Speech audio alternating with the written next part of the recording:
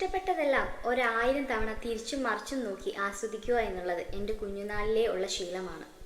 വഴിയിൽ നിന്ന് കിട്ടിയ വളപ്പൊട്ട് മുതൽ ഇഷ്ടമുള്ളവർ തന്ന കല്ലും മണ്ണും വരെയുള്ള ആ കൂട്ടത്തിലേക്ക് ഒന്നുകൂടി.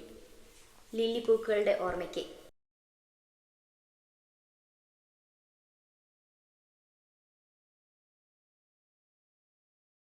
നൂതന സിനിമാറ്റിക് റിയലിസ്റ്റിക് എഴുത്തുകാരുടെയും കഥകളുടെയും നടുവിൽ ഒരു വായനയുടെ യഥാർത്ഥ സുഖം നൽകിയ ഒരു പിടി കഥകൾ, ഒരു നല്ല പുസ്തകം.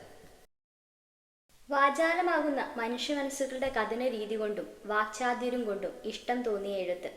എൻ്റെ ഉള്ളം തൊട്ട ഓരോ കഥകളും നിങ്ങളെയും ചിന്തിപ്പിക്കുമെന്ന തീർച്ച എനിക്കുണ്ട്.